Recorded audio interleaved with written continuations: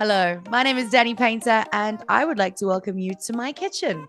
My Kitchen may not rule, but My Kitchen Rules Season 4 is back, bigger and better than ever before.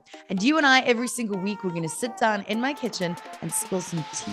We're going to interview the contestants, we're going to talk to the judges, and we're going to learn about everything that goes on behind the scenes and even on the cameras of My Kitchen Rules Season 4. You can find us on the hashtag MKRSA. First episode of My Kitchen Rules is done, and we met Martin and Eddie, father and son-in-law team. One owns a wine business, the other one is retired. Gentlemen, why do this to yourselves? Why? It's been a rough roller coaster. I think it's, when you walk into a theme park and you go onto the first ride, you're not quite sure how the ride's going to go. So it was, everybody cooks at home, and surely you think that how difficult can this be? Mm-hmm. And as soon as that roller coaster pulls away, there's no stopping. Eddie, you were really, really positive throughout the whole show. You kept saying, we are still in pole position. We have the highest score because we're first. Yeah. Do you feel like 69 out of 100 was a good enough score? At the time, being first, you didn't know because you had nothing to compare it with. Yeah. But I was quite happy with it. And we basically set the bar. That gives you a grand total of 69 out of 100.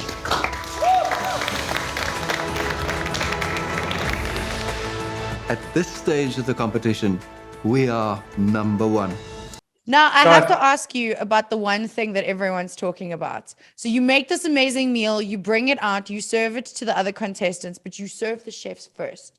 And there is this awkward silent stare that they give you when they're eating. Is it as awkward and uncomfortable as it looks on camera? No, it's definitely way more uncomfortable in real life.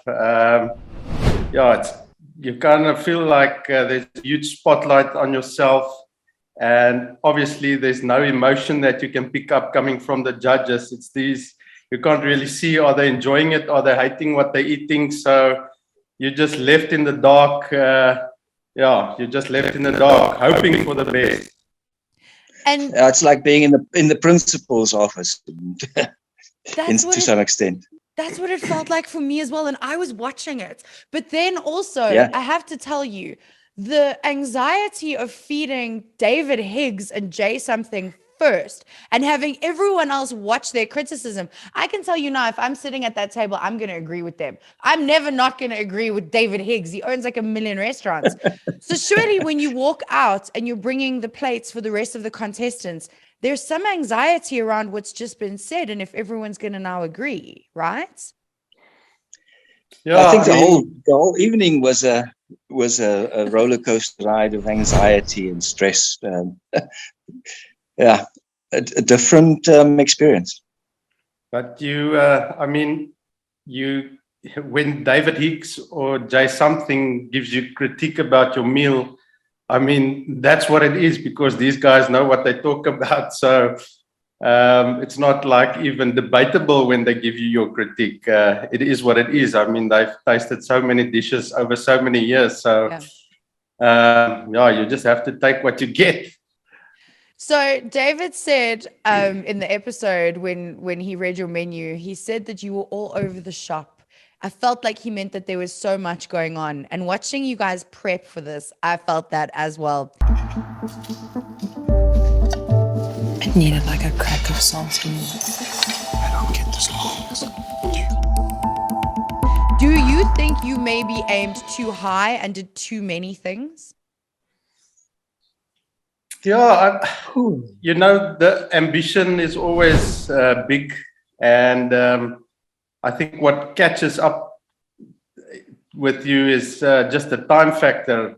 When we cook, when you have guests over, you always pull out all the stops and try to impress as much as you can. Yeah. But unfortunately, we've never been in a situation where we had to cook for so many people in a certain set of time. So I think the time just catches up with you, and your ambition starts to slowly shrink into just getting something out. So not easy. And having that glass of wine at the end that was so well deserved. When you guys poured that glass of wine, I cheered for you. I was like, yes, we, because I'm now, it's like when you watch the Springboks play, we are now good. We have now done it. But I have to ask you one last question. So father and son-in-law, you made a lacquer joke at the beginning and you said, Martin, that you give him money, Eddie money to leave your house because they're there so much. What did you take away from this relationship-wise, from this experience? I think it's, you all live in your own kind of world, and you always think that the stuff that you do is the correct way of doing stuff. And I just think, there's space for everybody else's opinion and anybody else's way of doing things. And it's not always that the way you do things is the right way to do things.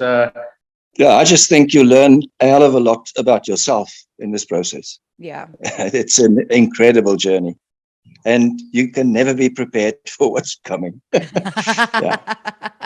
I am very excited. Listen, I've got to tell you, I know that I'm not allowed to have favorites, and I know that you're the first ones. So you are automatically my favorite already. But I'm very invested. For now. Now. I'm Martin's favorite too.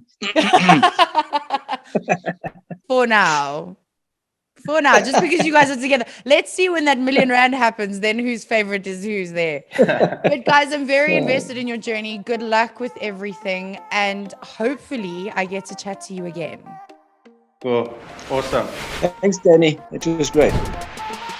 This is where you and I get to sit in my kitchen and unpack the episodes every single week across the socials. You can find us using the hashtag MKRSA everywhere. Every week we'll get heated and spill some tea. So don't forget, every single week after My Kitchen Rules Season 4, come to the socials and find us using hashtag MKRSA.